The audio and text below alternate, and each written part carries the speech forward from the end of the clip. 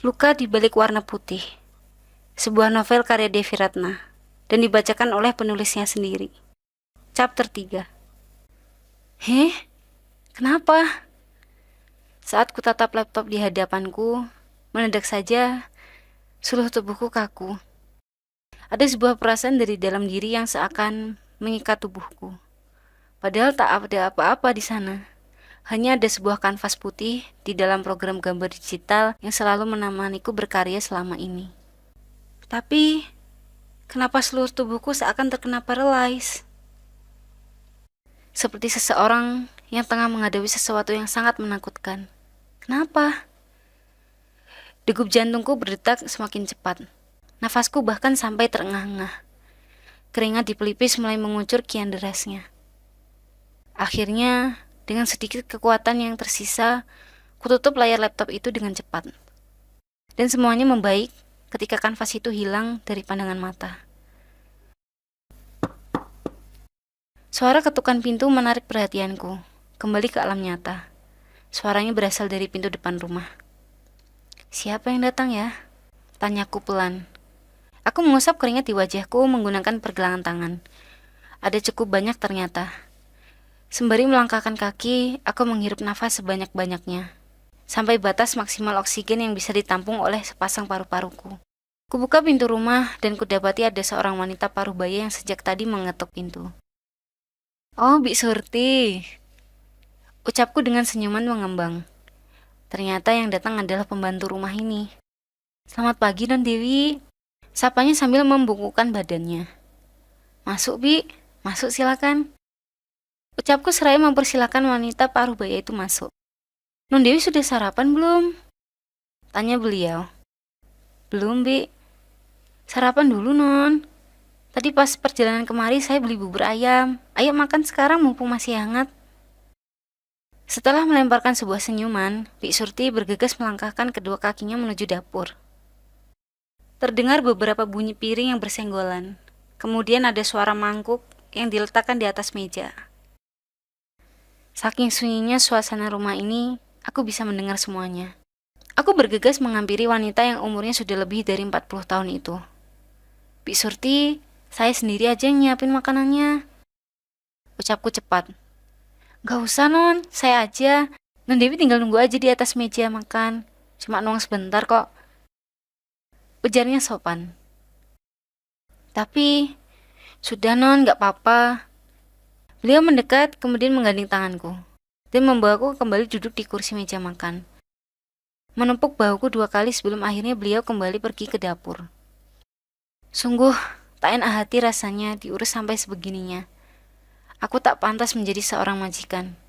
Orang gagal sepertiku ingin menjadi tuan orang lain. Jangan bercanda. Bahkan untuk duduk di atas kursi dan meja makan yang bahannya terbuat dari kayu jati ini pun rasanya tak pantas. Seharusnya aku duduk di bawah, mengurusi semua keperluanku sendiri. Karena aku orang yang gagal. Ini makanannya sudah siap, Non. Bik Surti membawa semangkuk bubur ayam yang masih berkebul asapnya. Aroma semerbak rempah yang harum itu mulai menyeruak menggelitik indera penciumanku. Aku terharu sekali. Bik Surti bahkan niat sekali menata makanan sedemikian rupa sehingga tampak seperti potret makanan di majalah. Maaf ya, Bi. Bik Surti jadi harus ngurusin saya. Ucapku merasa tak enak hati. Seharusnya orang sepertiku tidak mendapatkan perlakuan sespesial ini. Cukup terima kasih aja, Non. Itu akan membuat saya senang. Ucap beliau dilengkapi dengan sebuah senyuman di akhir. Silakan dinikmati, lanjutnya. Kemudian beliau berjalan kembali menuju ruang dapur. Kini, di ruangan ini hanya ada aku dan semangkuk bubur ayam yang menggugah selera. Kuambil sendok yang sudah disediakan, mengambil bubur ayam tersebut, dan memasukkan ke dalam mulut. Enak, lirihku pelan. Suap demi suap kumasukkan makanan itu ke dalam mulutku.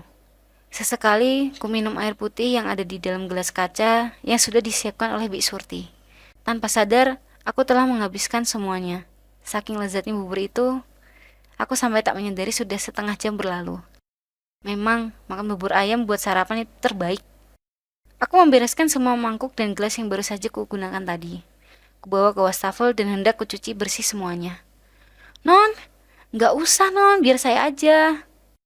Bi Surti berlari tergopoh-gopoh ke arahku, meraih tanganku untuk menghentikan apa yang sedang kulakukan saat itu. Tapi Bi, sudah non, biar saya aja. Akhirnya Bi Surti mengambil alih pekerjaan tersebut. Sekali lagi, hati ini dilanda rasa bersalah. Aku merasa tak pantas diperlakukan sebaik ini. Aku berjalan pergi, lalu duduk di sofa yang terletak di ruang tamu. Sofa modern dengan desain minimalis warna abu-abu. Tak hanya indah, tapi sangat nyaman saat dipakai. Ini terlalu bagus untuk orang miskin sepertiku. Aku mengembuskan nafas, panjang, amat panjang. Kulakukan beberapa kali hingga aku merasa lebih lega. Aku terbiasa berjuang, tapi tak terbiasa untuk menyerah. Seminggu terakhir ini, aku sama sekali tak menyentuh alat gambarku. Sebuah tablet Wacom Intuos keluaran tahun 2015. Warnanya hitam dengan banyak bekas garis coretan pena di atasnya. Aku sudah menggunakannya selama 10 tahun. Wajar saja kini sudah tampak sangat usang. Dalam 10 tahun terakhir ini, berapa karya yang kubuat? Banyak sekali. Jumlah karya itu menunjukkan betapa keras perjuanganku selama ini. Tapi apalah daya, usaha diukur dari hasil. Meskipun ada banyak goresan tangan yang bertumpuk, aku masih hidup memegang tulisan yang berkata, orang gagal. Hari ini aku berniat untuk menggambar lagi, karena kondisi keuangan sudah tidak mencekik seperti dulu. Aku berniat untuk berjuang lagi. Dengan memegang sebuah harapan, mungkin kalau tidak dalam keadaan terdesak, aku bisa membuat karya yang lebih baik lagi. Tapi kenyataan mengatakan yang sebaliknya. Aku bahkan sampai bergetar melihat betapa kosongnya kanvas berukuran 3000 kali 5000 piksel itu. Putih sejati yang rasanya seakan hendak melahapku. Kupejamkan kedua mataku. Aku bingung. Aku takut. Sebenarnya apa yang terjadi? Sekali lagi ku dengar suara ketukan pintu depan. Karena Bi Surti sudah datang, aku tak bisa menebak siapa gerangan yang hendak bertamu pagi ini. Aku berdiri dan meraih pintu yang jaraknya hanya 10 langkah dari tempatku duduk tadi. Lama banget sih. Diketok dari tadi juga. Ucap gadis berambut pendek bergelombang itu dengan mata melotot dan kedua tangan dilipat. Kaki kirinya dihentakkan ke tanah beberapa kali, menunjukkan kondisi emosionalnya saat ini, yaitu marah. Lama? Bukannya cuma 5 detik ya? Tanyaku. Dan beberapa detik setelahnya, aku menyesali perkataanku. 5 detik itu lama, bentaknya. Gadis itu menerobos masuk. Bahunya yang mungil itu sengaja ditabrakkan ke arahku, membuatku termundur 2 langkah. Kuat sekali untuk seseorang bertubuh kecil seperti itu. Gadis itu adalah adik perempuan Danu, yang paling kecil. Namanya Azalea. Gadis belia berumur 15 tahun itu mengundang dirinya sendiri masuk dan duduk di atas sofa layaknya sang pemilik rumah. Minum, haus, ucapnya. Singkat, padat, dan ketus sekali. Aku menganggukkan kepala, kemudian melangkah ke dapur untuk membawakannya sesuatu yang manis. Gadis itu suka segala hal yang rasanya manis. Aku mempelajarinya karena gadis itu termasuk sering berkunjung kemari. Anehnya, setiap dia datang selalu saja tepat di saat Danu sedang pergi bekerja. Udah non, biar saya aja yang buat, ujar Bi Surti sesampainya aku di dapur. Karena beliau sudah hafal kalau aku pasti akan menolak, beliau langsung beraksi saat itu juga. Akhirnya aku diam di sini, menunggu beberapa menit hingga sirup jeruk itu selesai dibuat. Ini non, ucap Bi Surti dengan kedua tangan yang menyodorkan sebuah nampan kayu dengan segelas minuman sirup jeruk dingin di atasnya. Makasih ya Bi, ucapku. Aku ingin membiasakan diri, karena beliau berkata, aku cukup mengucapkan rasa terima kasih. Asin! Teriak gadis itu setelah ia meminum sirup jeruk yang kusajikan. Apa ini? Buat lagi sana, perintahnya. Asin? Bagaimana mungkin? Meskipun bingung, aku tetap membawa kembali gelas itu ke dapur. Kucicipi air berwarna oranye menyala itu, dan ternyata rasanya tidak asin. Rasanya baik-baik saja. Ternyata dia memang ingin mengerjaiku. Ucapku lirih. Maaf ya non, gara-gara saya non Dewi jadi dimarahi. Ucap Bi Surti seraya membungkukkan badan beberapa kali. Wajahnya pun tampak ketara sekali rasa bersalahnya. Nggak apa-apa, ternyata memang nggak asin kok. Memang mau jahil aja. Biar saya yang buat ya Bi. Bi Surti pun mengangguk mengerti. Segera kubuat minuman yang baru di gelas yang berbeda. Takarannya pun sama persis, seperti minuman yang pertama. Aku penasaran, seperti apa reaksinya nanti. Kubawa gelas baru tersebut dan memberikannya pada Azalea. Nah, gini dong, baru enak. Ucap Azalea dengan wajah berbinar. Aneh sekali gadis ini. Padahal takarannya sama persis seperti minuman yang sebelumnya. Tapi yang pertama dibilang asin, dan yang kedua dibilang enak. Memang sepertinya sejak awal, gadis kecil ini memang ingin mengerjaiku.